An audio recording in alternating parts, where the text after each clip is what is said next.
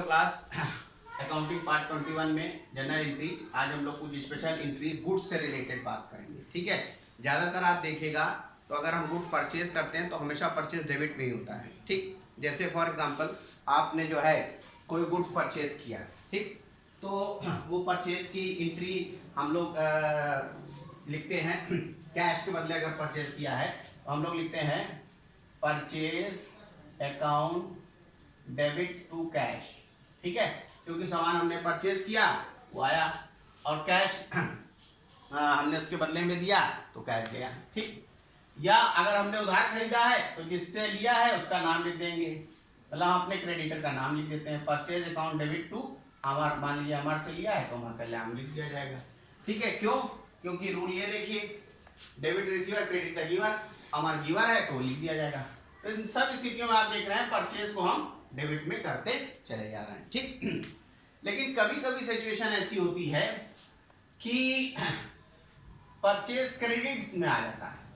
Credit में क्यों आ जाता है ये भी समझ लीजिए। फॉर एग्जांपल कि अगर आपने 10,000 रुपए के कोई गुड्स खरीदे, ठीक है, उतने की आप सेल दिखा दीजिएगा या डिस्काउंट में कहीं दिखा दीजिएगा तब तो बात समझ में आ जाएगी। लेकिन अगर आपने वो गुड्स को दान में दे दिया, सैंपल के फॉर्म में बांट दिया, चोरी हो गए या और किसी तरीके से नुकसान हो गए, तो गुड्स का नुकसान हुआ है, ये याद रखिएगा, पैसे का नहीं।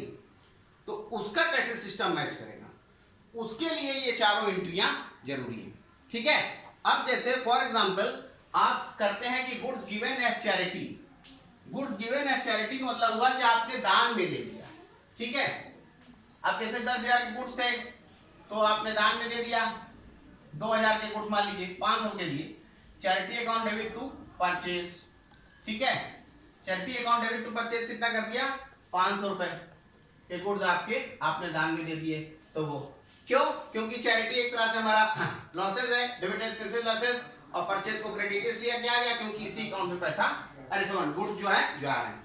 अगर आपने सैंपल के फॉर्म में दे दिया तो उसके लिए हम लोग लिखते हैं advertisement account debit to purchase. ठीक है, मान लीजिए सैंपल के फॉर्म में 1,000 के गुड्स दे दिए, ठीक है, ये हुआ। अब मान लीजिए जो है आपके गुड्स चोरी चले गए तो यहां लिख देंगे loss by theft account debit to purchase. ठीक है, loss by theft account debit to, सब में देखिए परचेज क्रेडिट में है, चाहे इसमें देख लीजिए परचेज क्रेडिट में, इसमें भी परचेज क्रेडिट में और इसमें भी परचेज क्रेडिट में। Loss by theft account debit to purchase, मान लीजिए 1,000 के सामान जो है हमारे चोरी भी चले गए तो लॉस बाय थेफ्ट। फिर मान लीजिए आग से नुकसान हो गया, बाढ़ से नुकसान हो गया, जिससे भी नुकसान हो उसका नाम लिख दीजिए, जैसे loss by fire account debit to purchase. ठीक है, ये है, मान लीजिए 1,000 के गुड्स हो गए। ठीक है, तो अब आप देख लीजिए कितने का नुकसान टोटल हुआ, 1, 2, 3, 3.5, तो 3,500 रुपए इसमें से माइनस हो गए। उतने की गुड्स की सेल और हिसाब किताब आ रहा है कि मैच कर लीजिएगा, पूरा हिसाब टैली हो जाएगा कि हमने इतने का खरीदा, इतना सामान का नुकसान हो गया, इतना हमने दान में दे दिया, पूरा हिसाब टैली जाएगा। तो ये एंट्रीज स्पेशल एंट्रीज हैं जो गुड्स से रिलेटेड है। ठीक है, अब नरेशन भी सबके लिए लिखिएगा, यहाँ पे लिख दीजिएगा गुड्स गिवन एज चैरिटी, यहाँ पे लिख दीजिएगा गुड्स गिवन एज सैंपल, यहाँ पे लिख लीजिएगा गुड्स स्टोलन बाय थेफ्ट, ऐसा नरेशन लिख लीजिएगा। नरेशन मतलब होता है, नरेशन लिखना जरूरी रहता है, तो वो आप लिख लीजिए, यहाँ पे लिख दीजिए, यहाँ पे बीइंग लगाने की परंपरा है तो लिख दीजिए कि being goods given as charity.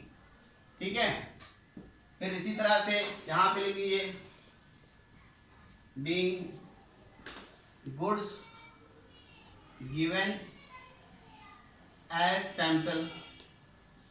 ठीक है, इसी तरह से इन दोनों में भी आप लोग लिख लीजिएगा। ठीक है, तो ये आज हमने जो है some special entry relating to goods उसके बारे में बात की। ठीक है, ओके, थैंक यू।